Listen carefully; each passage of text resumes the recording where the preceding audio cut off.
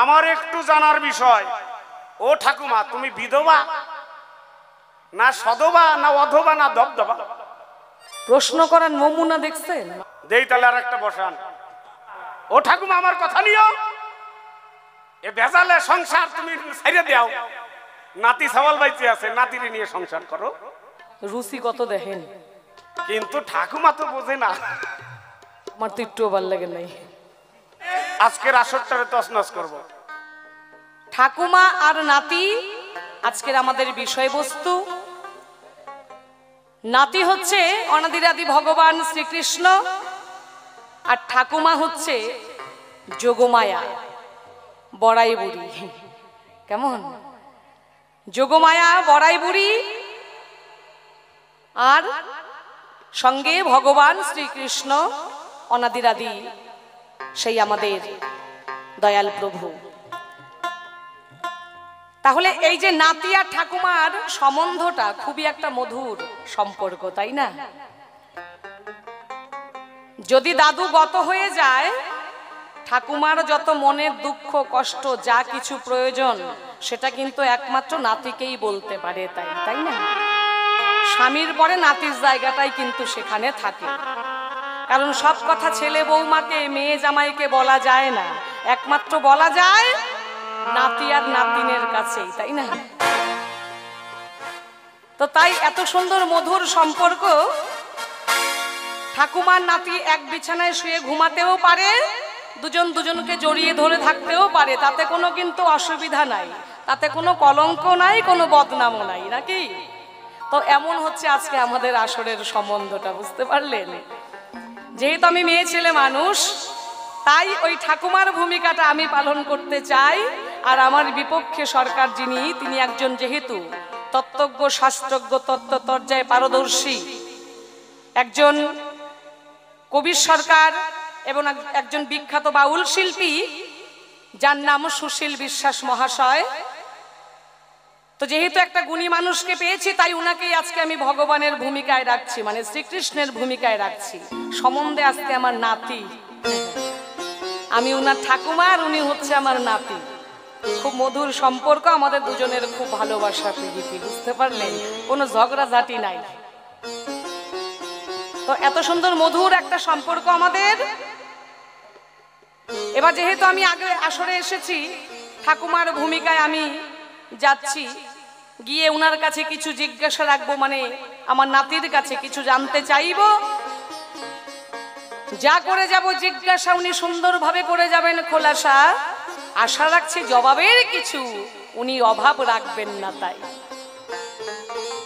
তাহলে নাতি আর ঠাকুমার পালাটা কি করে শুরু করছি আর কোথায় দাঁড়িয়ে জিজ্ঞাসা রাখছি, একটু মনোযোগ সহকারে সকলের শোনা চাই। তবে সেই আমাদের অনাদিরাদি ভগবান শ্রীকৃষ্ণ যা আমরা শাস্ত্রে পাই, একটু নাকি কালো দেখতে, তাই না? দেখতে নাকি একটু কালো। তো আমার বিপক্ষে সরকারও কিন্তু সেই রকমই, ধলা না, ওই গেরুয়া বসন পইরা চোখ মুখ ঢাইকা রাখছে, দেখে বোঝা যাচ্ছে না। হ্যাঁ, উনিও কিন্তু ওই কালোই। কেমন? তাই খুব মিল আছে ওই অনাদিরাদি ভগবানের সাথে। এই আমার আসরে যে আজকে অভিনয়ে ভগবান, এনার সাথে অনেকটা মিল। তাই আশা রাখছি খুব সুন্দর করে উনি সমাধান দিয়ে যাবেন, জবাবের উনি কিছু অভাব রাখবেন না, সকলের আজকে মন প্রাণ ভরিয়ে দেবেন উনি গান দিয়ে এবং তত্ত্ব আর শাস্ত্র আলোচনা দিয়ে। কেমন? তাহলে শুনুন কি করে শুরু করছি পালাটা।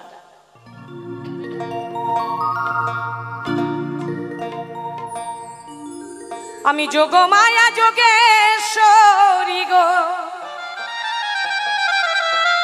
ওগো সভাতে জানা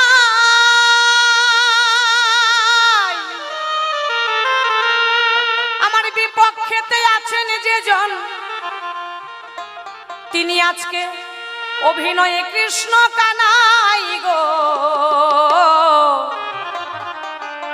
যোগমায়া যোগেশ্বরী গো, সভাতে জানাই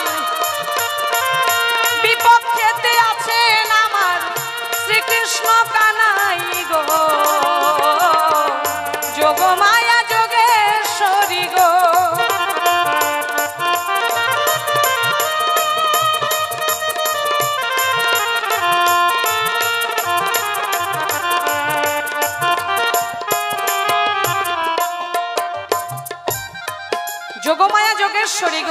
অভিনয়ে সভাতে জানাই বিপক্ষেতে রয়েছেন আজকে আমার শ্রীকৃষ্ণ কানাই। সম্বন্ধে আমার নাতি হলো আমি প্রকাশ করে যাই, বৃন্দাবনে নাতির সঙ্গে আমার দেখা হলো তাই।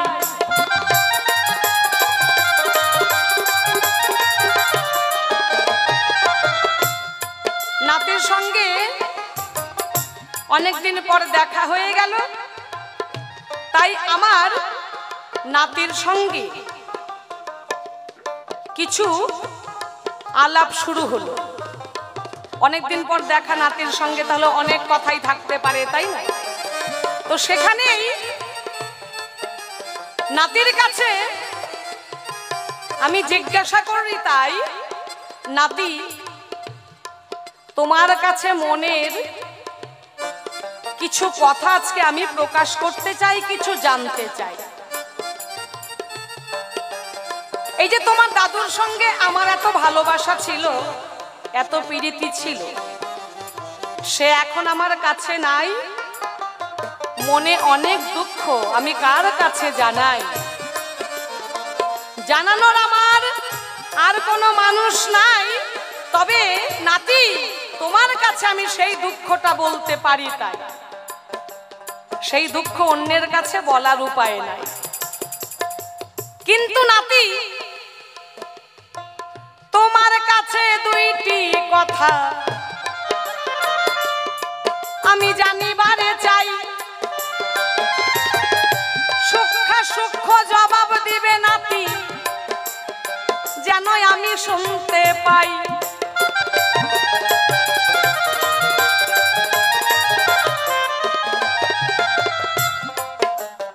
হে কৃষ্ণ, রাধারানী তোমার প্রাণের থেকেও প্রিয়, যাকে তুমি এত ভালোবাসো, যাকে ছাড়া তুমি বিন্দুমাত্র সময় থাকতে পারো না, রাধাও তোমাকে ছাড়া পাগলিনী হয়ে যায়। তাই রাধা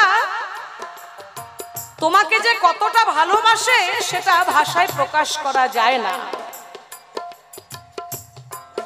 নয়ন বন্ধ করলেও সে তোমাকে দেখে, নয়ন মেললেও তোমাকে দেখে। তোমাকে বিন্দুমাত্র সময় যদি সে কাছে না পায়, সে পাগলিনী হয়ে যায়। এই যে তোমাদের দুজনের এত ভালোবাসা, এত তোমাদের প্রীতি, তো নাতি ছোটবেলা তোমার সাথে রাধারানীর গোপন বিবাহ হলো, সেই কথাটাই আমি কিন্তু জানিও গো ভালো।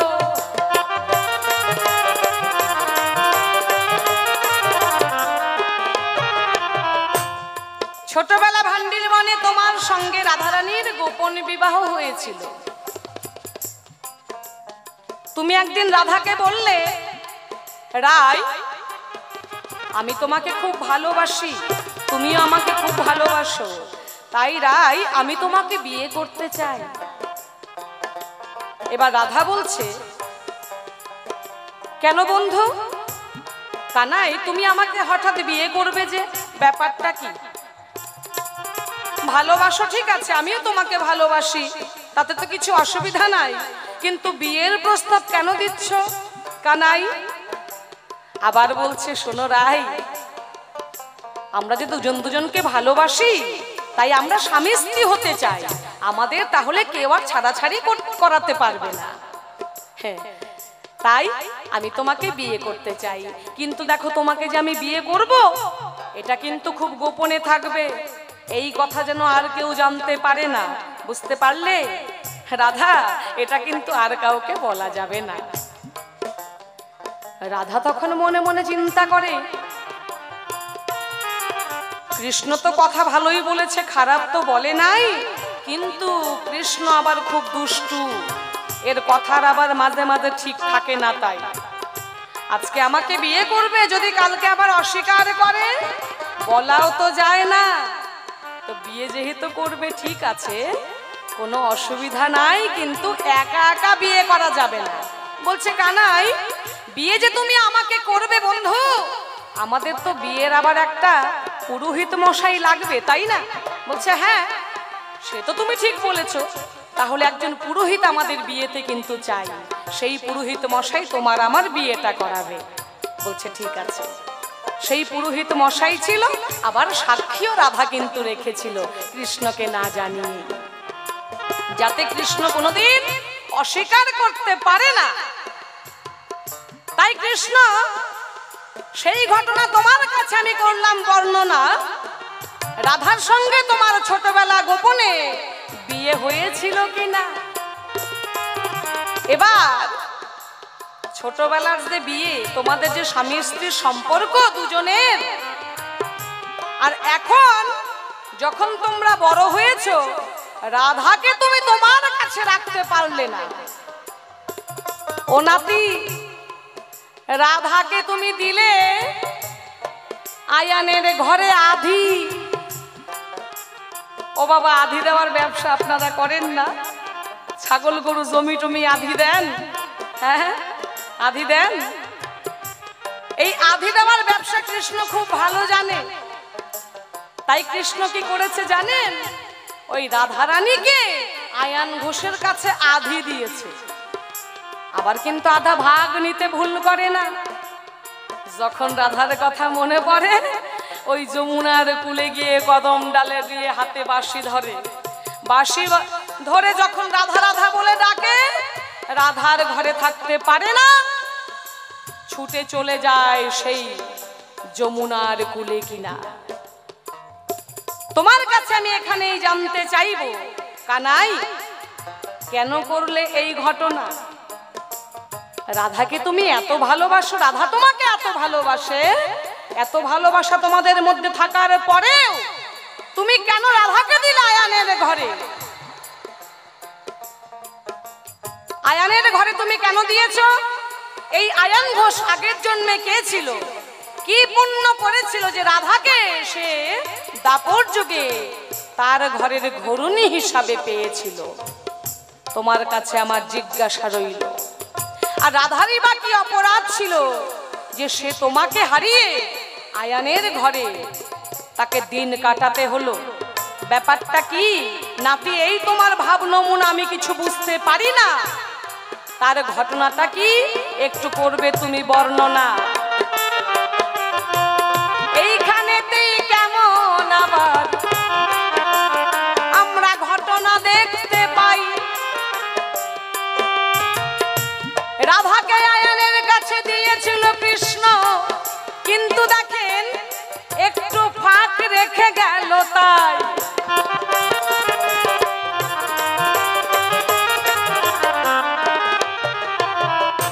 একটু ফাঁক রেখেছে, আয়ানের ঘরে রাধাকে দিয়েছে, কিন্তু আয়ান ঘোষকে করেছে কি? শিবলিঙ্গ।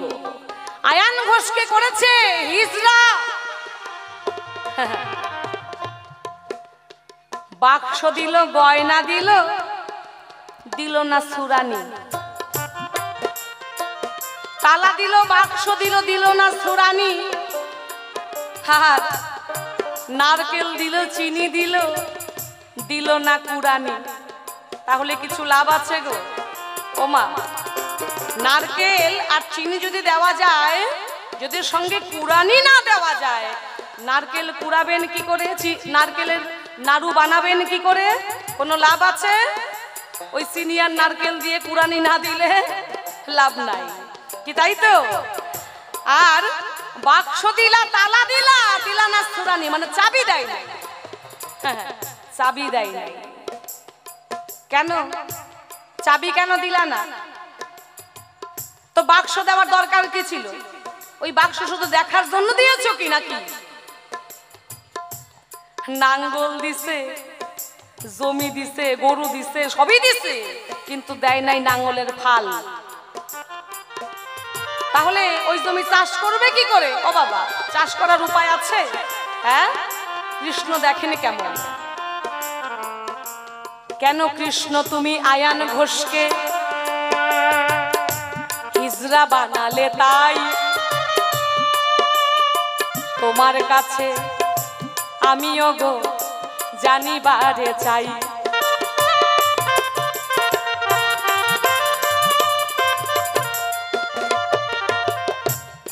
রাধারি বা কি অপরাধ ছিল বলবে তুমি তাই, রাধা কেন হারাইল প্রাণবন্ধু কানাই।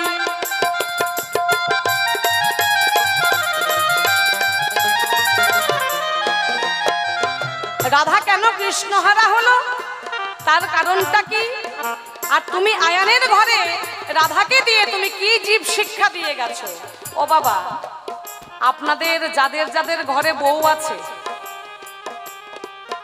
আস্তে, আপনাদের যাদের যাদের ঘরে বউ আছে, যদি অন্য কোনো মানুষ এসে বলে আপনার বউটাকে 2 দিনের জন্য আমাকে দেন, তো কেউ দেবেন?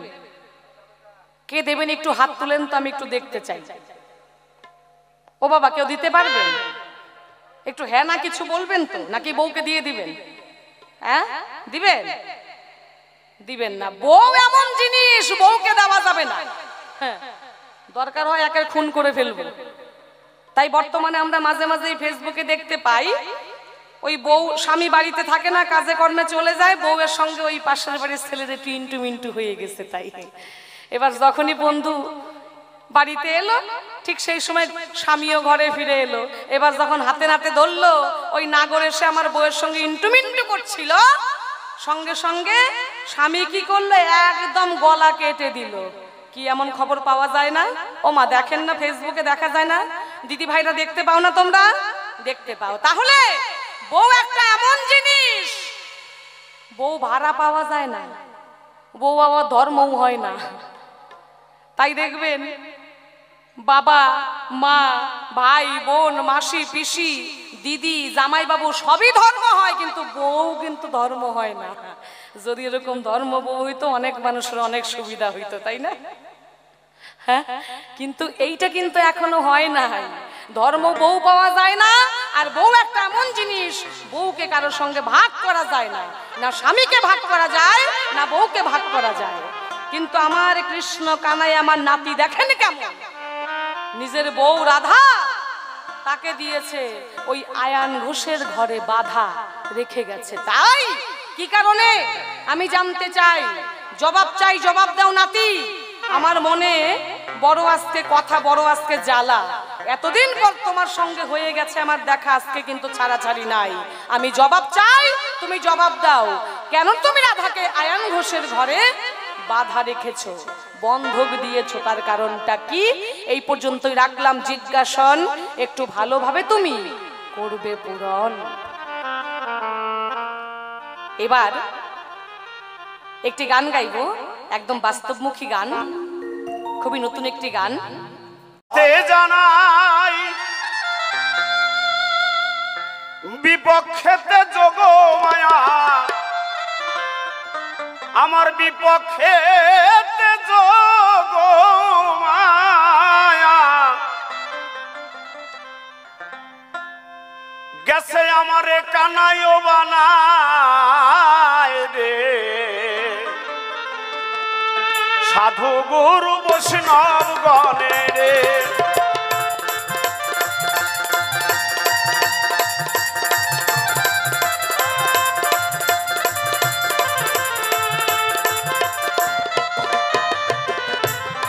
আজ যোগমায়া নামটি ধরে সভায় দিল দর্শন, বিপক্ষেতে আমাকে কানাই বানাইয়ে করলো সভা প্রত্যাবর্তন।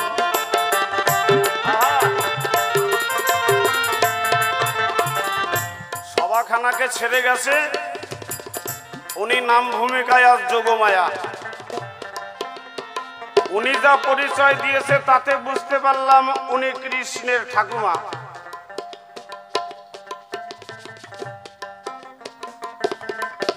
আমাকে ঘোষের বাড়ির তনয় বানাইয়ে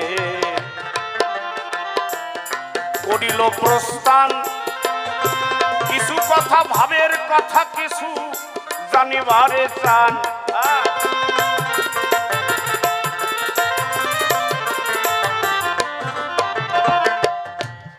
আত্মা শক্তি মহামায়া শিবের ধরনে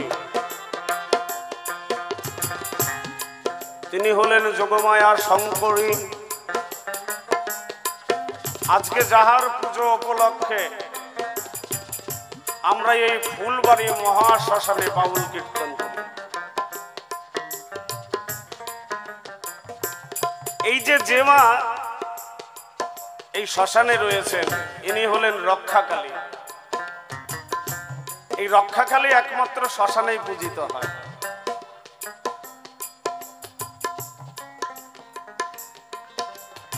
তা আপনাদের কাছে একটা কথা জানাই, কিছুক্ষণ আগে মা জননী মানত করেছিল, এই যে আমাকে 100 টাকা 101 টাকা দিয়ে মানত পূর্ণ করেছে। আমি মাকে জিজ্ঞাসা করলাম টাকাটা আমাকে না দিয়ে তো মাকে দিতে পারতেন, বললো না আপনাকেই দেব। তবে মায়ের উদ্দেশ্যে মানত করেছিলেন, মানত পূর্ণ হয়েছে, মাকে দেওয়াটা উচিত। টাকাটা আমি নিলাম না, তো মায়ের ভান্ডারে জমা রাখলাম। উনি আমাকে দিয়েছে, আমি গ্রহণ করেছি, আমি মায়ের ভান্ডারে জমা রাখি, যেহেতু মা ওনার মানত পূর্ণ করেছে। মা যেন ওনাকে ভালো রাখেন, উনি যেন প্রত্যেক বছরে 101 টাকা দিয়েছে, এর থেকে বেশি দেওয়া উচিত। ডাক্তারের কাছে গেলে 500 টাকার নিচে ডাক্তারের ভিজিট নাই। মা আমাদের করুণাময়ী, অল্পতে সন্তুষ্ট হয়ে যায় আর সবার মানত পূর্ণ করতে যায়। বেশি বেশি দেবেন, ডাক্তারের ভিজিটটা অন্তত বাঁচে যাতে। এই শিবের জয়া শঙ্করী তারাইয়ে ধর্ম সভায়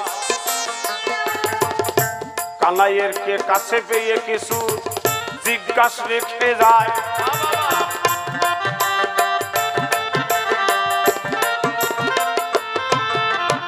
ওর প্রথম জিজ্ঞাসা, শুনেছি গোপন বাসরে রাধারানীর সঙ্গে তোমার বিবাহ হয়েছিল বাল্য বয়সে। আমার ঠাকুমার কথা শুনে যা বুঝতে পারলাম, বাল্য বয়স কারে কয়? বাল্যকাল 1 থেকে 6 বছর পর্যন্ত শিশু, 1 থেকে 6 বছর পর্যন্ত শিশু, এই 6 বছরের পরে বাল্য। এই বাল্যকাল কত পর্যন্ত চলে? 12 বছর পর্যন্ত বাল্যকাল। এরপরেই শৈশব, তাহার পরে কৈশোর, তারপরেই যৌবন, আর সর্বশেষ পরিণতি মানুষের বৃদ্ধাকাল। তাহলে বাল্যকালে বিবাহ করেছে, তার মানে 6 বছরের ঊর্ধ্বে। বৃন্দাবন কৃষ্ণ ত্যাগ করেছে 10 বছর 6 মাস 11 দিন, যখন কৃষ্ণের বয়স। কৃষ্ণের বয়স যখন 10 বছর 6 মাস 11 দিন, সেই সময় কৃষ্ণ বৃন্দাবন ত্যাগ করে অক্রূর মুনির রথে চড়ে মথুরার উদ্দেশ্যে রওনা দিয়েছে। তার কারণটা কি? উদ্দেশ্য পিতা মাতাকে উদ্ধার। কংসের কারাগারে বসুদেব এবং দৈবকী বাধা শিকলে আবদ্ধ হয়ে রয়েছে সেথায়। কংস নিধন, পিতা মাতায় উদ্ধার, সর্বশেষ দ্বারকায় রাজা। তাহলে বোঝা গেল 10 বছরের আগে, ওই যে বললাম বাল্যকাল 12 বছর পর্যন্ত, তাহলে 10 বছর 6 মাস বাল্যকালে কৃষ্ণের বিবাহ রাধারানীর সঙ্গে। এই বয়সে যখন বিয়ে হলো, সত্য কথা, বিবাহ ভান্ডির বন। বৃন্দাবনে যারা গেছেন, একটি বনের নাম ভান্ডির বন, তালবন, শালবন, তমাল বন, এই একটি হলো ভান্ডির বন। এই ভান্ডির বনে বিবাহ হলো। এর পুরোহিতত্ব করেছিলেন স্বয়ং ব্রহ্মলোকের ব্রহ্মা, নারদের পিতা। বিবাহ সম্পন্ন করে, ও প্রশ্নটা খুব চমৎকার। আবার আপনাদেরকে হাত দেখিয়ে জিজ্ঞাসা করেছে, আপনারা কেউ বউ আদি দেন নাকি? বউ আদি দেওয়ার পরে আবার কৃষ্ণ বাঁশি বাজায় যাই রাধারানীর সঙ্গে দর্শন করবে না? আচ্ছা, ছাগল গরু যদি আদি দেওয়া হয় আবার যাইয়ে কিন্তু আমরা দেখি বাড়িতে না বাইসে আছে না মরে গেছে, যাই দেখি না? তা কৃষ্ণর জিনিসটা আদি দিছে, যাইয়ে দেখবে না ও বাইসে আছে না মরে গেছে? পোলাপান বেশি হইলো না কমলো?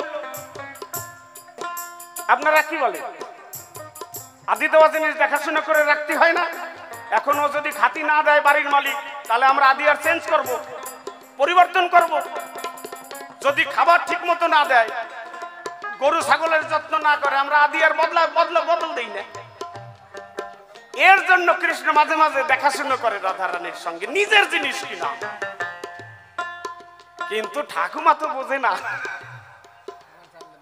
ঘটনা হয়েছে কি? ঘটনা হয়েছে, এক ভদ্রলোকের নাম হচ্ছে রতন। তোর একটা বাচ্চা হতি 7টা মাইয়া হয়ে পড়ছে, বুঝলেন তো? 7টা মাইয়া হয়েছে এক এক করতে করতে, ওই ছাগলের আশা করতে করতে। তবে আপনাদের দিকে এরকম হয় না, আমাদের শিলিগুড়ির দিকে হয়। ওই নীতি মেশিন এমন চালাইছে, ওই বছরে বছরে বিয়েতি ওই বছর বিয়ে নি গাইয়ের মতো 7টা বানায় ফেলছে। ফালানোর পরে এখন বউ আর স্বামী দুজনে মিলে চিন্তা করে, শোনো, ওই যে ওই পাড়া এক সাধু বাবা আইছে। কয় তাহলে কি? কয় সাধু বাবার কাছে চলো, দুজনে মিলে যাই, শুনি সাধু বাবা নাকি যা কয় তাই হইয়ে যায়। তা চলো আমরা যাই, একটু সাধু বাবার আশীর্বাদ নিয়ে আসি। কয় তা মোটের পর খারাপ হয় না, ছাগলের আশা করতে করতে 7টা মাইয়ে বানালাম, এরপরেও যদি আর একটা ওই ছাগলের আশা করতে যাই মাই এই হইয়ে যায়, আয় থাকতে সাধু বাবার কাছে যাই। তা দুইজনে মিলাই আমার মতো গলায় গামছা নিয়ে সাধু বাবার কাছে যাই উপস্থিত হয়েছে। এখন সাধু বাবা তো অন্তর্যামী, ভগবানের মতো। আসার সাথে সাথে কইছে, ও রতন আইসিস, আয় বয়, বুঝতে পারছি তোর 7টা মাইয়া, তোর একটা ছেলের দরকার। সাধু বাবা তো, সাধু বাবারা কিন্তু জানো, কিছুদিন আগে একটা ভগবান বাবা বাড়াইছিল সোনাপুরে, জল খাওয়াইয়া নাকি কত রুগী ভালো করে ফেলাইছে, পরে পুলিশের গুতো খাইয়া পলাই গেছে। বাড়াইছিল না? হ্যাঁ, এখন আর গোবিন্দ টোবিন্দ নাই, গোবিন্দ এখন হারাই গেছে। যাই হোক, আর এক গা, ও কথা কব না, না বাজে কথা কব। তো এখন ওই যাওয়ার পরে সাধু বাবার আশীর্বাদ নিয়ে তো বাড়ি এসে মেশিন চালাই দিছে। ঠিক 10 মাস 10 দিন পরে ডেলিভারি হয়ে গেছে। এখন ওই ডেলিভারি হওয়ার পরে 6 ষষ্ঠীতে নিমন্ত্রণ দেয় না? আপনাকে দিকে হয় না ষষ্ঠী? ওই আমাকে শিলিগুড়িতেও হয়। তখন গ্রাম ভরে নিমন্ত্রণ করছে, ওই আমার সন্তান হয়েছে, যাস একটু আশীর্বাদ করে আসিস, একটা মিষ্টি মুখ করে আসিস। তো সবাই দলে দলে গেছে। এখন তো নতুন ওই হাগিস বাড়াইছে না, হাগিস টাইট করে পরায় রায়, মুতলি পরেও বোঝা যায় না ও কোন সময় পিসাব করে ভিজাই ফেলছে, ও তা পরানোর কথা মনে নাই। তো ওইভাবে উপর দিয়ে একটা প্যান্ট পরাইয়া, একটা গেঞ্জি, গরমের দিন একটা ছোট্ট গেঞ্জি পরাইয়া ওই দোলনার উপরে শোয়াই রাখছে। এখন যে যায় ওর সাথে কথা কয়, আরে রতন, এ দেখি একদম তোর মতো নাক, তোর মতো চোখ। আর একজন এসে কয়, হতো এ চুলগুলাও দেখ ওর বাবার মতো হয়েছে। আর একজন এসে কয়, নাকটা ওর বাবার মতো। কেউ কয় কান ওর বাবার মতো, কেউ কয় পা ওর বাবার মতো। এখন করতে করতে ওই পাশের বাড়ি ওই রতনের এক দিদি আছে, মানে ওই বাচ্চা, যে বাচ্চাটা ওর হলো পিসি। এখন কোলে নিয়ে নাচাচ্ছে, নাচাতে নাচাতে পুশ করে কোন সময় যেন মুতে দিছে। মুতে দিলে ভিজে যায় না, হাগিস তো পরানো নাই, প্যান্ট ভিজে ভিজে জল পড়ে গেছে। ইসিরে করলো ডাকি দেখ দিনি। ওই প্যান্ট খুলে যেই দেখছে, কয় আরে তুই সাওয়ালের নিমন্ত্রণ দিগলি, এখন তো দেখিয়েছি নেপা পুষা। ব্যাপারটা কি রতন, কাজটা তো ভালো করিস নেই। কয় শোন, তোরাই না কলি, ওর চোখ আমার মতো, কান আমার মতো, হাত আমার মতো, পা আমার মতো, মাথা আমার মতো, চুল আমার মতো, একটা জায়গা নাই ওর মার মতো হয়েছে, তাতে দোষ কি?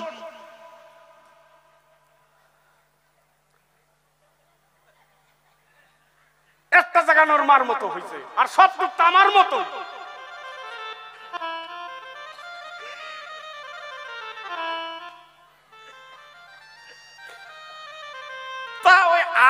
জিনিসটা আমার মতোই হবে না। ওর জন্য বৃন্দাবনে যখন ওই ঘটনা ঘটলো, আমার যখন মনে পড়ে আমি বাঁশি বাজাই, ও কাম ফালাই আমার জিনিস আমার কাছে ছুটে আসে। এখানে কি আমার দোষ? আপনারা কি বলেন, এর মধ্যে আমার দোষ আছে? আমার জিনিস আমার কাছেই আসবে তো, কোম্পানি আমার। বললো আচ্ছা তাহলে তুমি দিলা তো আয়ান ঘোষকে হিজড়া বানাইলে কে? শোনো, হিজড়াকে হিজড়া বলতে হয় না, চিচি। ওটাকে একটা শুদ্ধ ভাষা আসে, ওটা একটা ক্লিব লিঙ্গ, তাই না? ওটাকে হিজড়ে বলা যাবে। এখন ওটাকে থার্ড জেন্ডার বলে ভারত সরকার ঘোষণা করেছে। তুমি ওইভাবে হিজড়ে বলে অপমান করো না। ঘটনা হয়েছে কি, এই যে আয়ান ঘোষের যে অবস্থা আপনারা জানেন, যখন ত্রেতা যুগের ঘটনাটা আপনারা জানেন না? সীতা যখন রাবণ রাজা চুরি করে নিল, রাখলো কোথায়? অশোকবন। এই অশোকবনের পাশেই আমাদের বঙ্গোপসাগর, জানেন তো? তার সঙ্গেই যুক্ত ভারত মহাসাগর। এই সাগরের পাশে লঙ্কা, রাবণ রাজার ভবন অবস্থিত। কথা বলছে, অসুবিধা না হচ্ছে না তো? নইলে আমি গানের সুরে বলবো, কথাই বলি না, তাহলে শুনতে ভালো লাগবে। এখানে লবণ সাগরের মৃত্তিকা দিয়ে যখন সীতা চুরি হয়ে গেল, সীতা অশোক বনে, অশোক, সেখানে শোকাহত হলেন রামের প্রতি। তখন কি করলেন? ওই সাগরের মাটি দিয়ে একটা রামের মূর্তি তৈরি করলেন। মূর্তিটা কি রামের? আচ্ছা, মূর্তি তো আপনারা দেখেছেন, আমরা পূজা করি না, আমরা তো সনাতন ধর্মের মানুষ। আচ্ছা, চোখ বানায়, নাক বানায়, কান বানায়, মুখ বানায়, সব কিছু বানায়, ওই নিচের জিনিসটা কি বানায়? তো সীতাও বানাইছে, কিন্তু ওই নিচে যেটা ওর কাজে লাগবে সেটা বানায় নাই। কাজের জিনিস সব জায়গায় সব জিনিস বানাইছে, ওই কাজের জিনিসটা খালি বাদ হইছে। এইবার তো রাম ভগবান বউর জন্য কান্নাকাটি করে, পরে বানর সেনা নিয়ে রাবণ রাজাকে হত্যা করে সীতাকে উদ্ধার করেছে। এখন ওই যে মাটির রাম, যে রামকে সীতা দেবী পূজা দিত, এখন ওই রামের মূর্তি ধরে সামনে দাঁড়িয়েছে, বলে সীতা দেবী তোমার তো চরিত্র ভালো না, এতদিন তুমি আমাকে রাম বলে পূজা করেছো, আর তুমি এখন দয়াল রাম এসেছে, তুমি আমাকে ত্যাগ করে চলে যাচ্ছ। এতদিন আমি তোমার স্বামী ছিলাম, আর এখন কি আমি আসামি? অতএব এই গল্প আমি শুনবো না। ওই আদি দুয়ার মতো, দেখছেন তো? অতএব গল্প আমি শুনবো না, তুমি আমার কথা নাও, তুমি আমার, এতদিন যেহেতু আমাকে স্বামী বলে পূজা করেছো, তুমি আমারই থাকবা। বলে শোনো, তুমি যদি আমাকে পেতে চাও, সীতা বললেন ওই মাটির রামকে, তুমি যদি আমাকে পেতে চাও, দয়াল রামের সাধন ভজন করো, তাহলে তুমি পেতে পারো, নইলে পাওয়ার কোনো উপায় নাই। এই যে মাটির রাম, সেখানে আহুতি দিলেন, আহুতি দিয়ে পুরাকালে জন্ম নিলেন সুতপা ব্রাহ্মণ রূপে। নাম কি? সুতপা ব্রাহ্মণ, মনে রাখবে না? সুতপা ব্রাহ্মণ হয়ে 7 জন্ম ধরে তপস্যা করেছে শ্রীহরির। শ্রীহরির সাধনা করে, হরি আসে, বলো ভক্ত তোমার কি চাই? বলে আমার তো অন্য কোনো বাসনা নাই, তোমার বাদিকে যে বসে থাকে আমি তোমার ওই বউটা চাই। এখন হরি করে বর্ণনা, বউ তো দেওয়া যাবে না। এইভাবে 7 বার 6 বার এসেছে, 6 বার চলে গেছে, বউ দেব না। এখন স্বর্গধামে বসে, গোলকধামে বসে লক্ষ্মী দেবী কয়, এত বছর ধরে সাধনা করতেছে, তা ও যা চায় ভগবান তুমি দিতে পারো না? এখন নারায়ণ করে বর্ণনা, ও যা চায় তা তো দিতে পারি, কিন্তু দেওয়া তো যায় না। কয় যা চাই, এইবার যদি তুমি যাও, ও যা চাইবে তুমি তাই দিয়ে দিবা। নারায়ণ লক্ষ্মীকে জিজ্ঞাসা করলো, তুমি বলতেছো তো ও যা চায় তাই দিয়ে দেবো? কয় হ, দিয়ে দাও, তুমি আর ঘুরে আইসো না। এবার সুতপা ব্রাহ্মণ আমাকে ডেকেছে, আমি গিয়েছি, ভালো ভক্ত তোমার কি চাই? বলে তোমার বউ চাই। আমি কই বউ তো দেব না। ওপর থেকে দেবী করে বর্ণনা, ও যা চাই দাও, এবার আর তুমি রিটার্ন আইসো না, ও যা চাই দিয়ে দাও। আমিও তথাস্তু করে বললাম, ঘোষণা তুমি এ জন্মে পাবা না, আগত দাপর যুগে তোমার ঘরে যাবে। এইবার এই সুতপা ব্রাহ্মণ মরে আয়ান ঘোষ হয়েছে। আচ্ছা, ওই যে মাটির রাম যে বানিয়েছিল, ওর কি মদনটা সীতা বানাইছিল? সেই সময় বানাইছিল? বানাই নাই। এই মাটির রাম যখন জন্ম নিয়েছে, ওর তো সবকিছু আছে, কিন্তু মেশিন গান নাই। কারগিল যুদ্ধে পাঠাইলে গুলি খেয়ে মরে যাবে, কাউরে গুলি করতে পারবে না। অতএব এখানে আমার দোষ নাই। আমার দোষ আছে বাবা? এখানে আমার কোনো দোষ নাই। যার জিনিসটা দরকারে লাগবে সে যদি না বানায়, তাহলে তুমি দোষ দাও কেন আমায়? ঠাকুমা, তুমি বোঝো নাই? এই দোষটা একমাত্র রাধারানীর লাগবে। রাধারানী বানায় নাই, ওই খামতি পূরণ করতে এর জন্য আমাকে আসতে হয়েছে অবনীতে, নইলে আমার আসার কোনো দরকারই ছিল না। যার জিনিসটা লাগবে সে বানায় নাই, ওই জায়গাটা পূর্ণ করতে হবে। তো জমিতে চাষ না দিলে ফসল হয়? হবে বাবা, ফসল হবে।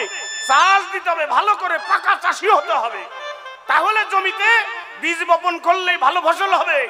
আর ভালো ফলন হলে জমির উর্বরতা বাড়বে, সে জমির দাম বেশি। অনুর্বর জমির দাম কম। কৃষক যারা অনুর্বর জমি কেনে না তারা। অতএব পাকা চাষি হয়ে চাষ করা শিখতে হবে। শোনে, একটা কথা বলি, আপনারা তো গ্রামের মানুষ, চাষবাস করেছেন। এখন হয়তো অনেকে করেন না, এদিক ওদিক শহরে বন্দরে চাকরি করেন, কিন্তু এই এলাকা দিয়ে তো চাষি হতো, প্রধান জীবিকা চাষ, তাই না? চাষি আমরা সবাই, যারা এই দিনাজপুর এলাকা দিয়ে বসবাস করেছি, যারা পূর্ববঙ্গ থেকে এসে। খুলে বলি আপনাদের কাছে, ওই এখন তো ট্রাক্টর বেরিয়েছে, আগের দিনে তো আর ট্রাক্টর বেরোতো না। তখন দুটো বলদ নিয়ে, লাঙল গাড়ে নিয়ে মাঠে চলে যাইতো। গরুর গলায় যেটা দেয় ওটার কি নাম? জোঙাল না? আমরাও জোঙালি কই। তাহলে আপনাদের সাথে আমাকে মিল আছে। আর তারপরে যে জোঙালের সাথে এরকম একটা লম্বা একটা ডান্ডি, ওটারে কি কয়? আপনি চাষ করেন নাই কোনোদিন? হ্যাঁ, ওটার নাম হলো ইস। ওটার ইস কয় না? আর তারপরে এইরকম ব্যাকা যেটা থাকে ওটার কয় হাতল। আর এইরকম যেটা যায় ওইটা হলো লাঙল। আর নিচে থাকে ফাল। ওই ফাল দিয়ে হলো মাটি দুই ভাগ করে। ঠিক বলতেছি না? এই শোনো, চাষি যদি ভালো না হও, পরে ওই কি হবে? শেষ finishing result is equal to ইস। সব শেষ, ইস হয়ে যাবে। বুঝতে পারছেন তো আমার কথা? ওই লাঙল থাকবে, ফাল থাকবে, সব থাকবে, কিন্তু শেষ পরিণতি ইস। করলাম কি? জীবনটাই ধ্বংস হয়ে গেল। আয়ান ঘোষের মতো, আয়ান ঘোষের মতো জীবনটা ধ্বংস হয়ে যাবে। অতএব পাকা চাষি হলে আর চাষের কোনো ক্ষতি হবে না। এর জন্য আমি কৃষ্ণ ভগবান বউ দেওয়ার পরেও মাঝে মাঝে গিয়ে দেখাশুনো করি, আদি আর ঠিক মতো আমার জিনিসটা যত্ন করে রেখেছে কিনা। আর ওই জিনিসটা কেন নাই বললাম? তালায় আছে, বাক্স আছে, চাবি নাই। চাবি ছাড়া তালা খুলবে না। আবার কইছে নারকেল দিছো, চিনি দিছো, গুড় দিছো, কুরানি দেও নাই। আরে কুরানি দিলে তো আমার ক্ষমতা থাকে না, ওইটাই তো আমার ক্ষমতা। মানে ঘুরডি আকাশে যতই দূরে উড়ুক, লাটাই আমার কাছে উড়তে থাক সারাদিন ধরে। সন্ধ্যা যখন লেগে যাবে এক টানে কাছে নিয়ে চলে আসবো।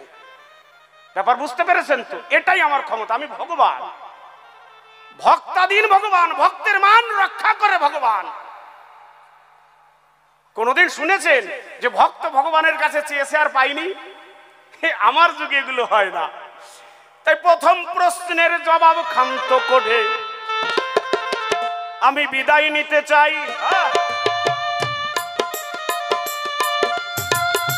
আর একটা প্রশ্ন সভা মাঝে দান করিয়া যায়।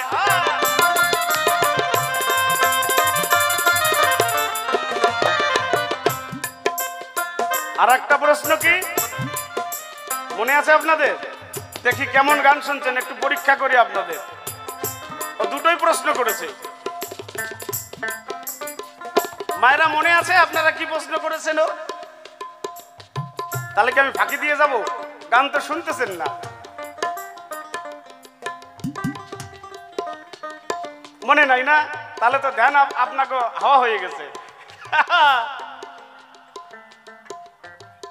দেখেছেন, আমরা এসেছি সাধু সঙ্গে।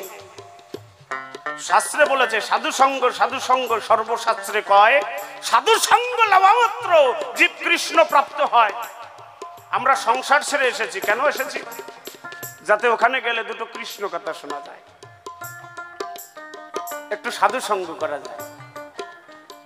কিন্তু এখানে এসেও আমাদের বাড়ির টান, আরে গরুটা মাঠে খাইছে কিনা, কেউ আনছে কিনা, ওরে চারিতে খাবার দিল কিনা, ঘরে চোর ঢুকলো কিনা। দেখেছেন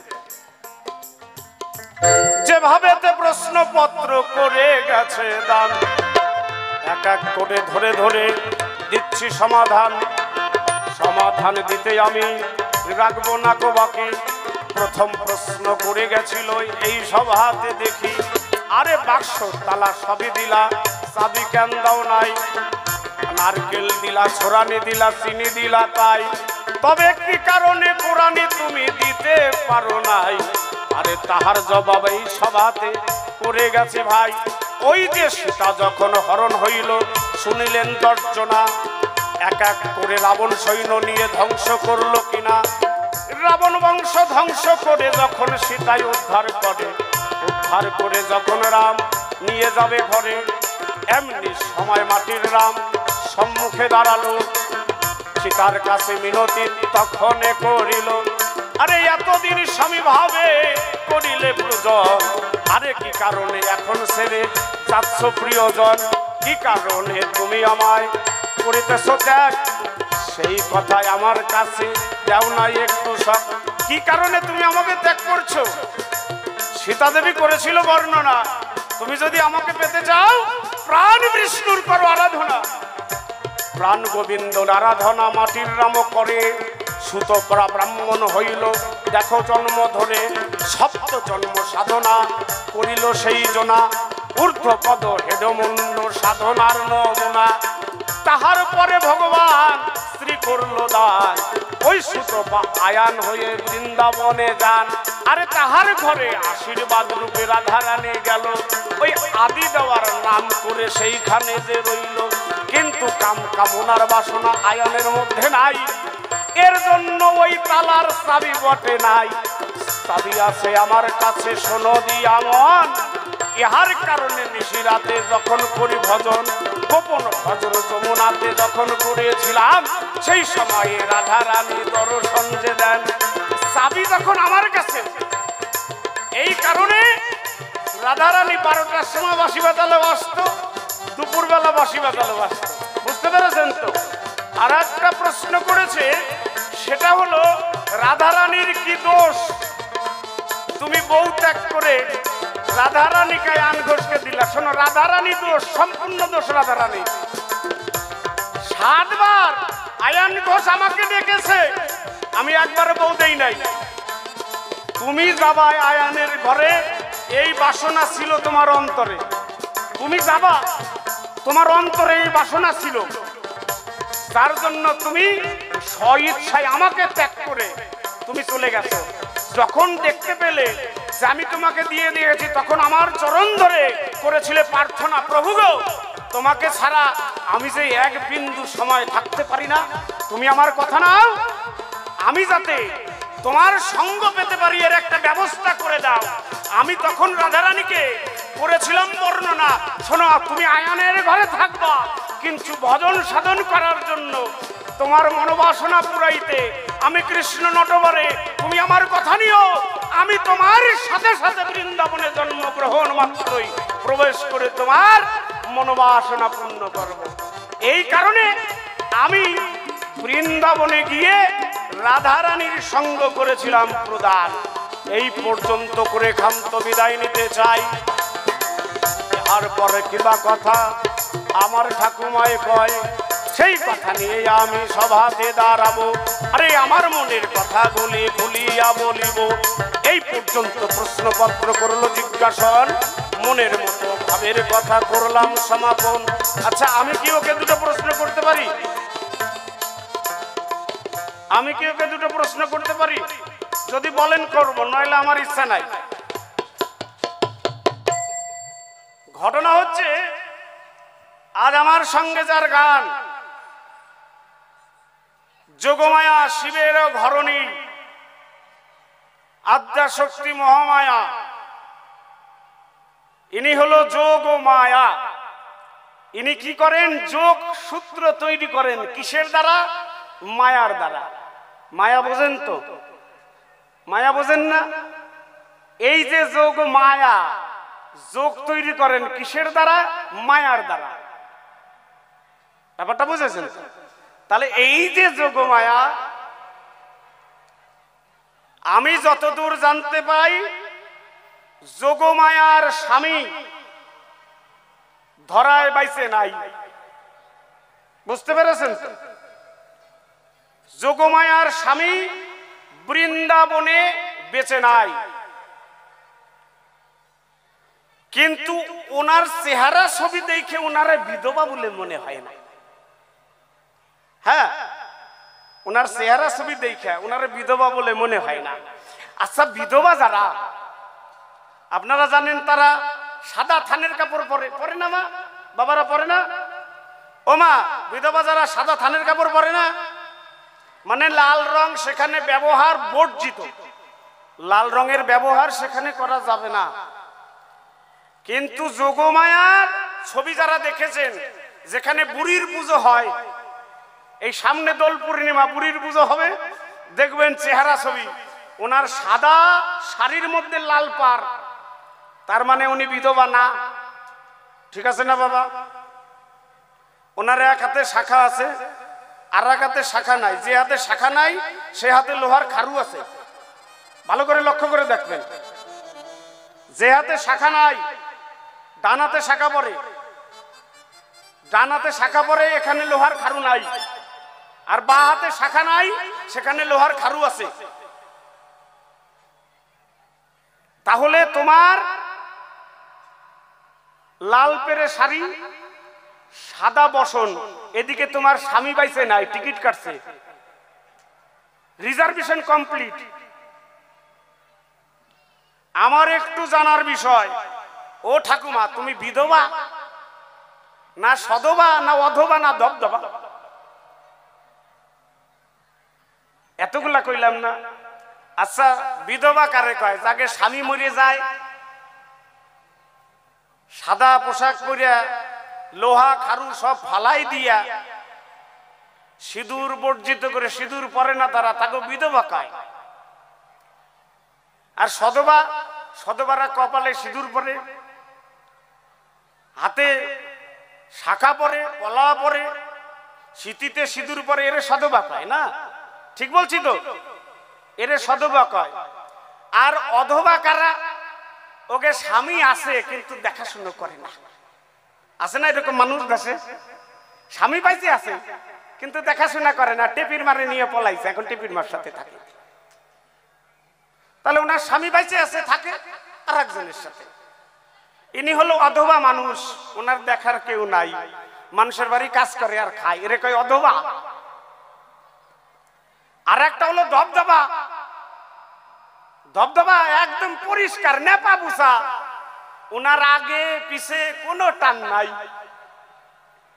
এরে কয় দবদবা। সাদা বসেন পরে ঘুরে বেড়ায়, ওনার আগে পিছে কোনো টান নাই, যেখানে রাত সেখানে কাজ। আর এই চার প্রকারের যে ডেফিনেশন রয়েছে, আমি একটু ঠাকুমার কাছে জানতে চাই, তুমি কোন পর্যায়ে পড়ো? কারণ তোমার স্বামী টিকিট কেটে রিজার্ভেশন ফাইনাল করে চলে গেছে, কিন্তু তোমার কপালে, কপালে সিঁদুরের ফোঁটা নাই, কিন্তু সিঁথিতে সিঁদুর আছে।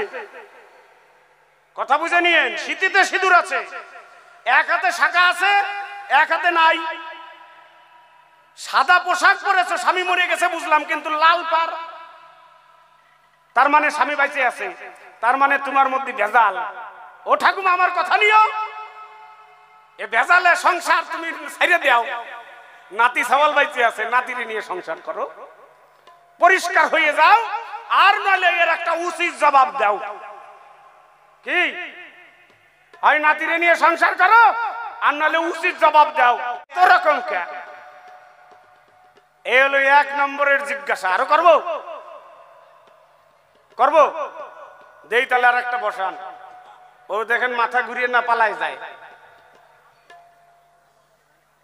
আর 1 নম্বরের প্রশ্ন, প্রশ্নপত্র এইরকম, এই যে যোগমায়া যোগেশ্বরী, আমার মনে হয় ওই আমার ঠাকুরদা মরার পরে ওনার আরো কোনো কানেকশন আছে। কি কন? আমি যতদূর শুনতে পাই উনি একা মা গোসাই, কিন্তু ওনার 5 জন স্বামী বর্তমান। স্বামী কয়টা? 5টা। ওনার স্বামী হলো 5টা। তা আমি একটু তোমার কাছে জানতে চাই, তো এই যে তোমার 5টা স্বামী, জীবিত অবস্থায় তুমি সদবার বেশ পড়েছো, কিন্তু যদি একটা স্বামী মারা যায় তাহলে তুমি বিধবা, সদবা, না অধবা, না দবদবা? ব্যাপার বুঝেছেন? এই যোগমায়ার হলো 5 জন হাজবেন্ড, মানে 5 জন স্বামী। আমি একটু জানতে চাই, এই 5 জন স্বামী, দ্রৌপদীর মতো 5টা স্বামী। দ্রৌপদীর ছিল না কয়টা? 5টা। যুধিষ্ঠির, ভীম, অর্জুন, নকুল, সহদেব। এই দ্রৌপদীর ছিল 5টা। আর শাস্ত্র গ্রন্থের মধ্যে এই যোগমায়ার 5টা, এই 2 জন মহিলার 5টা করে স্বামী। আর কিন্তু কোন শাস্ত্রে এত স্বামী নিয়ে সংসার করা মহিলা আমি দেখি নাই। ইনাকে যে এত হাউস, ওরে আমার বাতি কি দেখছেন না? ঠাকুরকা ওনাকে ভোল্টেজ যদি বেশি থাকে আমাকে অসুবিধা কি? আমরা খালি দেখবো। তো এবার আমি একটু জানতে চাই, এই তোমার 5টা স্বামীর নাম কি? তুমি কার সংসার কতদিন করেছো? এই 2য় নম্বরের জিজ্ঞাসা এই পর্যন্ত রয়ে গেল।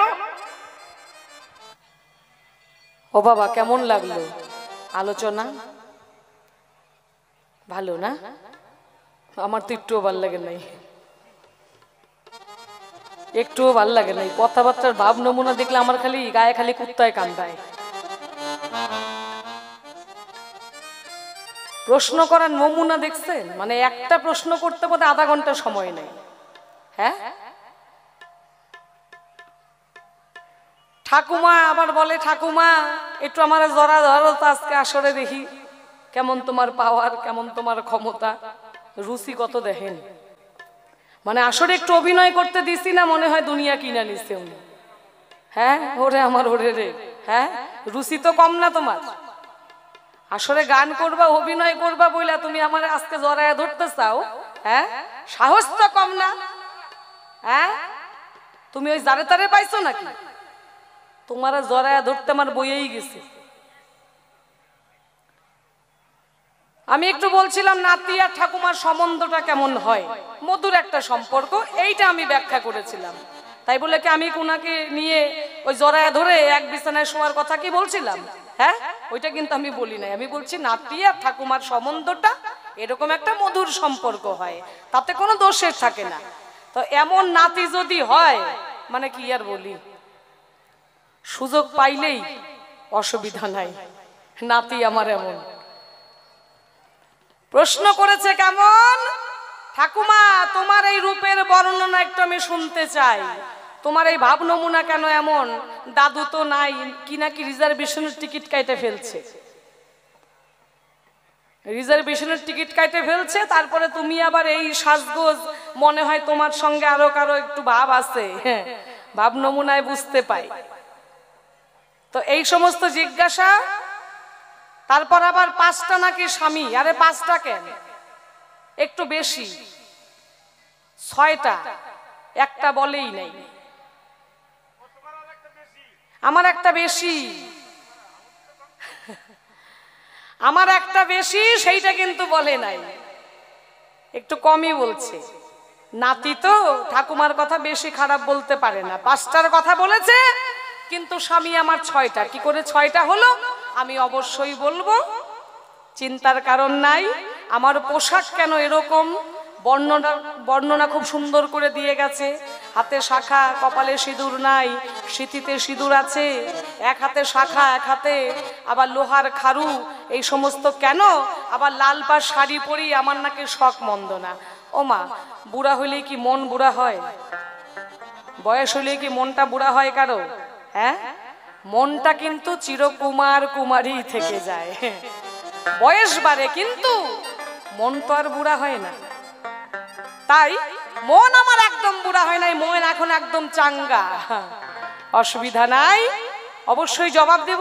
দরের বিলাই রে তোরে গরম দুধ খাওয়াই,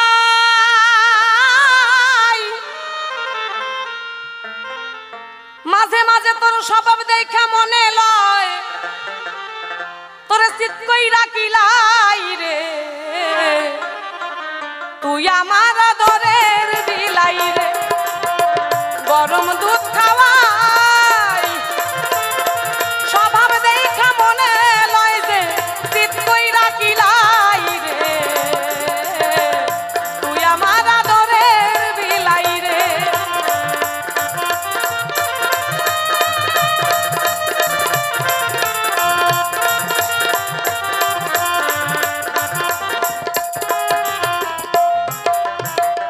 ওরে আমার আদরের নাতি রে, তোর মনে এত শয়তানি? হ্যাঁ, এত শয়তানি? যখন রাধার সঙ্গে দেখা করতে পারে না তখন আমার কাছে ছুটে যায় কিনা, গিয়ে বলে ও ঠাকুমা একটু দেখা করাও রাধার সাথে, আর বাঁচি না, বাঁচি না, রাধার বিরহে প্রাণ বুঝি যায়, যেভাবেই হোক একটু দেখা করাও। তখন এই বুড়ির দরকার পড়ে। হ্যাঁ, আজকে আমি বুড়ি হয়ে গেছি নাকি? আরেকবার যদি আমার কাছে গিয়ে বলে ও ঠাকুমা একটু রাধার সঙ্গে দেখা করো, আমি বলবো আমি আর পারবো না। ওইরকম নাতিরে এরকমই শাস্তি দিতে লাগে কিনা। কাজের বেলায় কাজী, কাজ পুরাইলে বলে পাজি। হ্যাঁ, যখন দুইজন দুজনের জন্য পাগল হয়ে দেখা করতে পারে না তখন ছুটে যায় আমার কাছে। রাধাও গিয়ে কয় একটু দেখা করাও না কৃষ্ণের সাথে, তখন আমার দরকার পড়ে। আর যখন দুইজনে মিলে যায়, আমি দুধে মিশে যায়, আমি আঠি গড়াগড়ি হয়ে গড়াগড়ি খাই, বুঝলে, আমি আঠির মতো, তখন আর আমাকে চেনে না। আমার কাছে বলে গেছে, আমি শুনতে পাই, সাদা শাড়ি পরি আমি, শাড়ির মধ্যে কেন লাল পাড় দেখা যায়।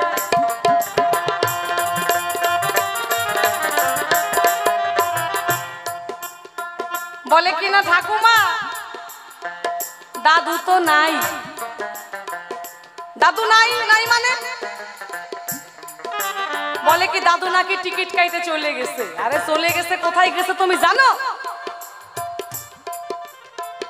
আমার স্বামী সে হচ্ছেন একজন সন্ন্যাসী, যার নাম হচ্ছে ব্রহ্মণ্যদেব।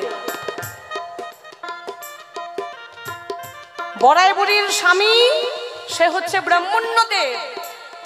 সে সন্ন্যাসী হয়ে চলে গেছে। আপনাদের আছে জানা, যে সন্ন্যাসী হয়ে একবারে গৃহ ছেড়ে চলে যায়, গৃহ ত্যাগ করে, সে কিন্তু আর ঘরে ফিরে আসতে পারে না। তাই সন্ন্যাসী হয়ে চলে যাওয়া আর মরে যাওয়া ব্যাপারটা অনেকটা একই। যে সন্ন্যাসীর ঘরণী, সে ওরকম সাজগোজের বাহার দেখাতে পারে না, কিন্তু বাস্তবে আমার স্বামী বেঁচে আছে কিনা, স্বামী তার মরে যায় নাই, গৃহ ছেড়ে সে সন্ন্যাসী হয়ে চলে গেছে। তাই আমি যেহেতু সন্ন্যাসীর স্ত্রী, তাই আমি সাদা শাড়ি পরিধান করি, কিন্তু লাল পাড় কেন পরি? আমার স্বামী এখনো বিয়োগ হয়ে যায়নি, আমি বিধবা নই, তাই শাড়ির মধ্যে ওই লাল পাড় পরি। স্বামী যেহেতু আছে, সধবা মানে স্বামী বেঁচে আছে, সে সধবা, লাল পাড় শাড়ি সে পরতে পারে। এই কারণে শাড়িটা এরকম পরি, এক হাতে শাখা পরি, এক হাতে পরি না, এক হাতে আবার লোহার খারু পরিধান করি। কেন জানো না? শতরজতম গুণ আমরা জানি তাই। আর এই তমগুণে মহাদেবের অংশয়োগ আমরা জানি তাই।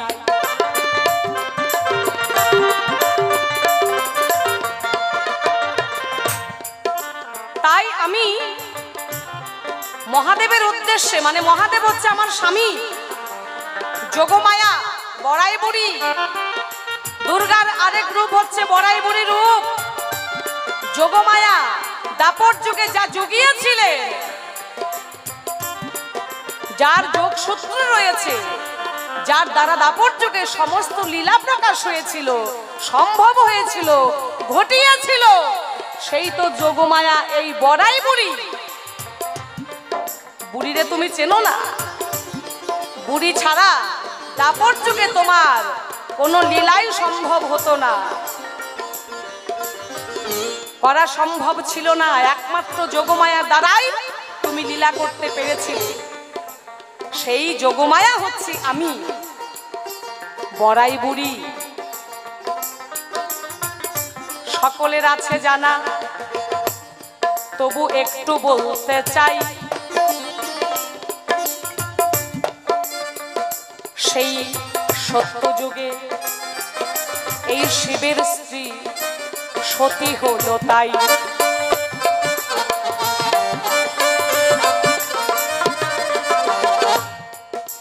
সতী মহাদেবের সাধনা করতে করতে মহাদেবকে স্বামী করে পেয়েছিলেন।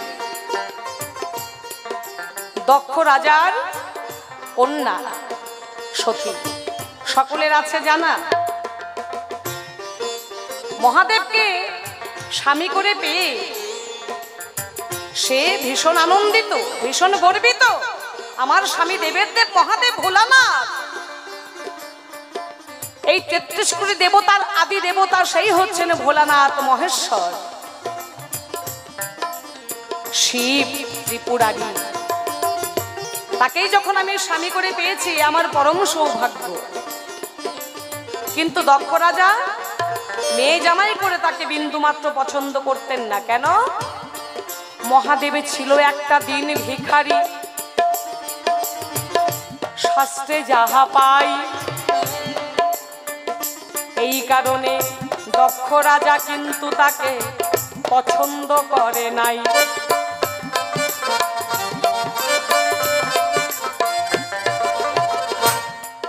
তাই তাকে মেয়ে জামাই করে মানতে পারলো না, পছন্দ করতো না। কেন? মহাদেব দিন ভিখারি, গাঁজা ভাঙ তোরা খায়, ছাই ভস্য গায়ে মাখে, ভূত পেট নিয়ে খেলাধুলা করে, শ্মশানে মশানে গিয়ে পড়ে থাকে।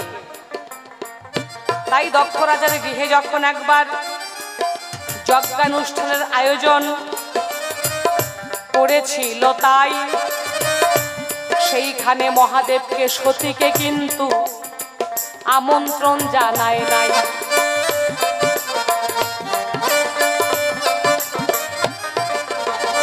যখন আমন্ত্রণ জানালো না, সমস্ত দেবতাদেরকে সেখানে আমন্ত্রণ জানিয়েছে, কিন্তু একমাত্র মহাদেবকে বাদ দিয়ে।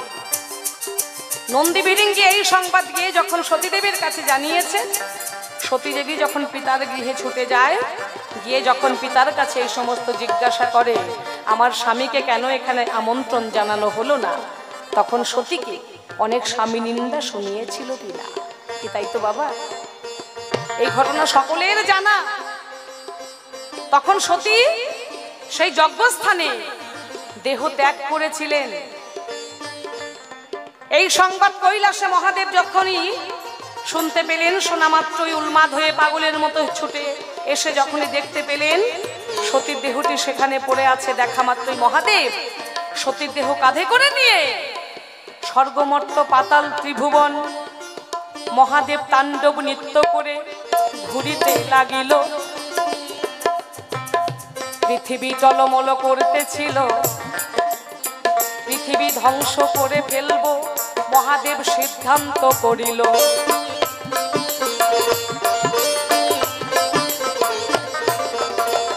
আর পৃথিবীকে আমি রক্ষা রাখবো না, আমার সতী দেহ ত্যাগ করেছে, এ আঘাত আমি সহ্য করতে পারছি না, আমি পৃথিবীকে রক্ষা রাখবো না, ধ্বংস করে ফেলবো। সমস্ত দেবতারা সেখানে যারা ছিলেন তারা চিন্তিত হয়ে পড়েছেন, এবার কি উপায় করা যায়, মহাদেবকে কি করে এবার আটকানো যাবে। বিষ্ণুর হাতে যে চক্র ছিল সেই চক্র দিয়ে সতীর দেহটিকে খণ্ড খণ্ড করে বিভিন্ন জায়গায় ফেলে দিয়েছিল, আর সতীর দেহ যেখানে যেখানে পড়লো সেখানে সেখানে তীর্থ হয়ে গেল। এইভাবেই হলো সতী দেহ থেকে 51 পীঠ তীর্থ। অবশেষে মহাদেব ঘুরতে ঘুরতে যখন হঠাৎ করে জ্ঞান ফিরে পায়, পাওয়া মাত্রই সতীর উদ্দেশ্যে সে আশীর্বাদ জানায়।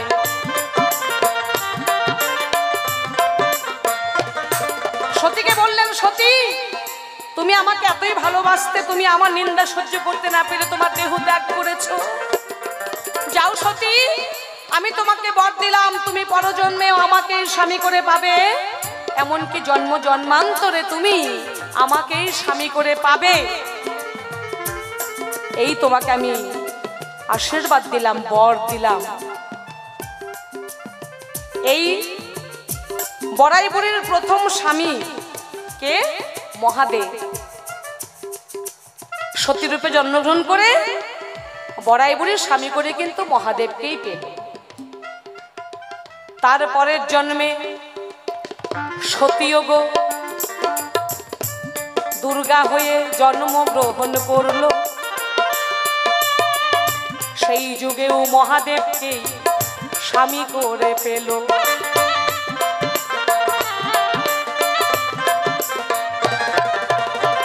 এই গেল দুটো স্বামী,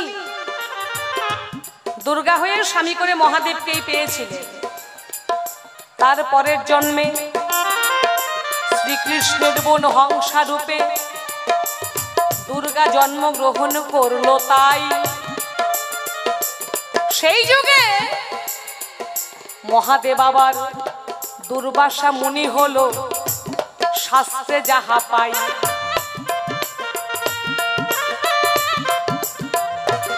সেই দুর্বাসা মুনির সাথে হংসার বিবাহ হলো। দ্বিতীয় বিয়ে গেল, বলাটাই ভালো, আমি তোমারে জানাই। এই তো আমার 3টা স্বামী, আমি বললাম এই সভায়।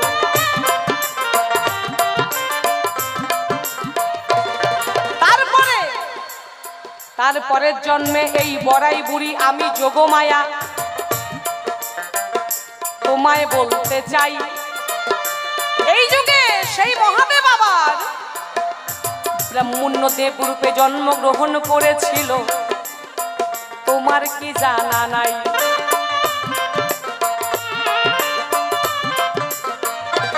সেই মহাদেবী ব্রাহ্মণ্য দেব রূপে জন্মগ্রহণ করেছিলেন, তার সাথেই আমার বিয়ে হয়েছে,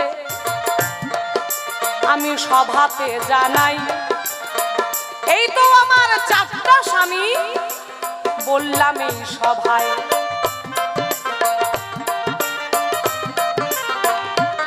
তারপরে এই কলিযুগে মহাদেব অদ্বৈত মহাপ্রভু রূপে জন্মগ্রহণ করেছেন।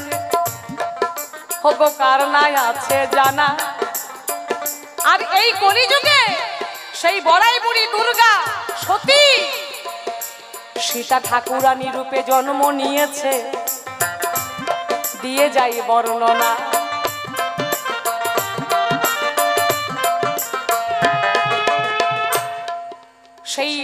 অদ্বৈত মহাপ্রভুর সাথে সীতা ঠাকুরানীর কিন্তু বিবাহ হয়েছিল। শোনো নাতি আমি তোমারে জানাই, এই তো আমার 5টা স্বামী, আমি সবাই বললাম তাই, আরো একটা স্বামী আছে আমার, শুধু আমার নয় সকলেরই আছে গো। এবার আমি বলিবারে চাই, এই যে আমার নাতি হইল জগৎ স্বামী, তার কথা কিন্তু আসলে আমার নাতি বলে নাই।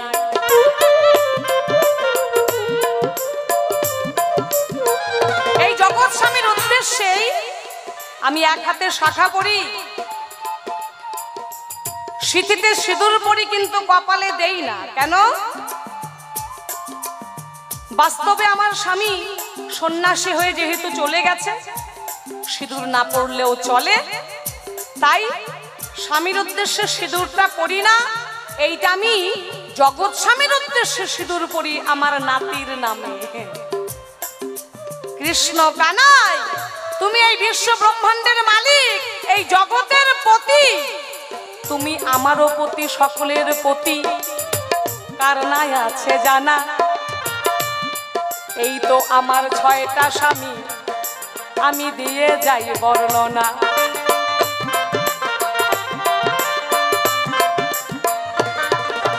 তাহলে আমার এই রূপ, এই সাজগোজ কেন? আশা করি সমাধান হয়ে গেছে কি বাবা? হয় নাই? হয়েছে?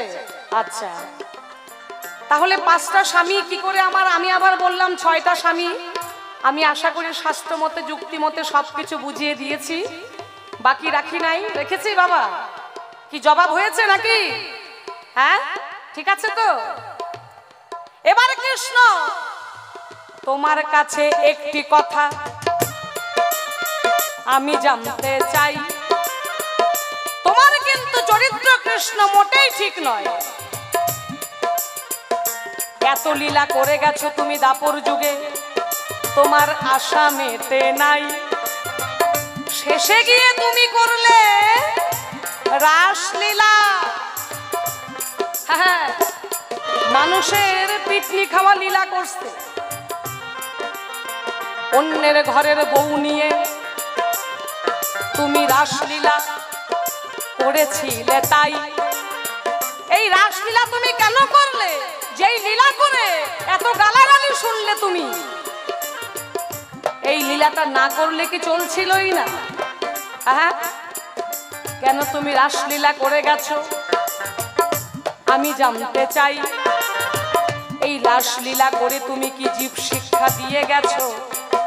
বলবে এই সভায়, সেই রাসলীলায় কতজন কৃষ্ণ ছিল, কতজন গোপিনী ছিল, এবার জানিবারে চাই। সঠিক জবাব না দিলে কৃষ্ণ ছাড়াছাড়ি নাই। সময় আমাদের শেষ হলে আজকে জবাব আমি শুনবো, দরকার হয় পরের শিল্পী 1 ঘন্টা পরে আসবে, অসুবিধা নাই তাতেও।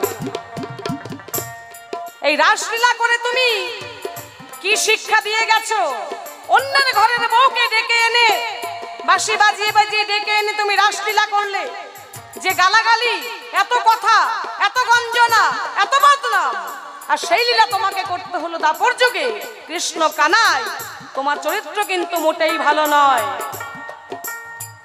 রাসলীলা করে তুমি কি প্রমাণ করে গেছো আমি জানতে চাই। এবার কৃষ্ণ আসো তুমি আসরে এসে মুখামুখি দাঁড়াই।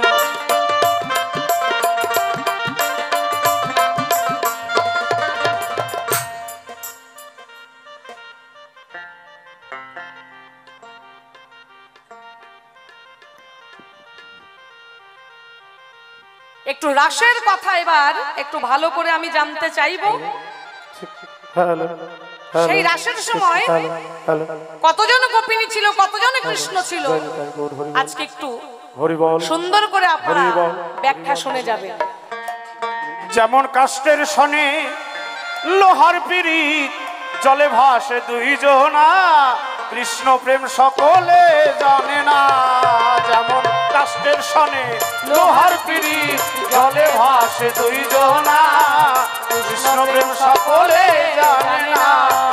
তাই শোনো শোনো ও ঠাকুমা তোমারে জানাই, এই যে রাসতত্ত্ব জানতে চেয়েছো, বলার অনেক কিছুই আছে। তাই এই যে রাসর চক্রে 8 জন রাধা ছিল বর্তমান, 8 জন কৃষ্ণ গোবিন্দ হয়ে দেখো তাহার সঙ্গ দেন। আর এই 8 জন কৃষ্ণ বটে রাসর চক্রে ছিল মন্মথ নাম, এই 8 জনের হইয়া বটে গেল। আর যতে গোপ গোপিনী রাসের চক্রে ছিল, আরে সকলার সঙ্গে এক সময়ে কৃষ্ণ বাসনা পুরাইল। তাই মনোবাঞ্ছা পূর্ণকারী কৃষ্ণ স্বয়ং ভগবান। আর রাসের চক্রে দেখো স্বয়ং কৃষ্ণ হইল অধিষ্ঠান। এই তো তোমার জানার ছিল, করলাম সবার বর্ণনা, কৃষ্ণ প্রেম সকলে জানে না।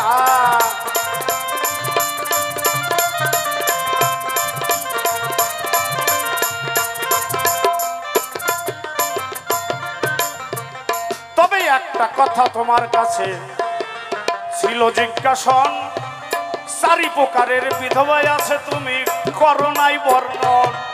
আরে কোনটার মধ্যে তুমি করো তাহার বর্ণনা, কৃষ্ণ প্রেম সকলে জানে না। ও সধবা বিধবা অধবা ধবধবা, তাই তো? আচ্ছা আচ্ছা, কোনটার মধ্যে পড়ো? সধবা বিধবা অধবা ধবধবা। হ্যাঁ। এবার তুমি বুঝে নাও আমি কোনটার মধ্যে পড়ি। তোমার উদ্দেশ্যে আমি সিঁদুর পড়ি, তাহলে তুমি যেহেতু জগৎ স্বামী রয়েছ, তাহলে নিশ্চয়ই আমি মানবো না যে আমি বিধবা, নাকি? যেহেতু তুমি নিজে আছো স্বয়ং, তাহলে আমি তো বিধবা নই। এবার আমি কোন ধবা তুমি একটু ভালো করে বুঝে নিবা। শোনো শোনো, এই যে তুমি বললে না যে তুমি আমার জন্য সিঁদুর পরো, তাহলে তুমি আর তো ঠাকুমা নাই। ঠাকুমা আছে কি এখন? আর সম্পর্কে ঠাকুমা আছে, তাহলে উনি আমার সঙ্গে কি সম্পর্ক হয়ে গেল? আমি যদি উনার পতি, উনি যদি আমার জন্য সিঁদুর করে সম্প্রদান বা করেন গ্রহণ, তাহলে আমি হলাম পতি ভগবান, কি তাই না? অবশ্যই পতি ভগবান, কিন্তু তুমি শুধু আমার পতি না, সবারই পতি। ওই সবার পতি। হ্যাঁ। এইবার শোনো, ওই তোমার প্রশ্নের উত্তরে আমি এইখানে যাই, এর জন্য আমি ওইটুকু বাকি রাখছি। ওই যে তুমি বললা না রাত্রে 12টার সময় অন্য মানুষের বউ নিয়ে, আমি যদি সবার স্বামী হই, তাহলে এই যে জাগো বাড়ির বউগুলো আমার কাছে আইছিল, ওগুলো কার? ওই মানুষগুলোর না আমার? কি বলেন? ঠাকুমা বলেছে ওগুলো সব। আমি যদি জগৎ স্বামীর পতি হই, তাহলে বউগুলো আমার না? তাহলে আমার বউ আমার কাছে আইছে, তোমারও তো পরে তাই না? তোমার না না, আমার একদম পুরে নাই। তোমার কেন চলে? আমার একদম জ্বলে নাই। দেখবা জ্বলবা লুচির মতো ফুলবা, কারণ তোমার যে স্বভাব চরিত্র কেমনই আমার ভালোই জানা। একদম পরিষ্কার দবদবা, আগেও টান নাই পিছেও টান নাই। হ্যাঁ, আমার একদম জ্বলে নাই। কৃষ্ণ তুমি সবার স্বামী, আমি সেইভাবেই তোমাকেও স্বামী মানি। মানবাই তো অবশ্যই। এবার তোমার সঙ্গে আমার আর দ্বন্দ্ব তাহলে করার দরকার নাই।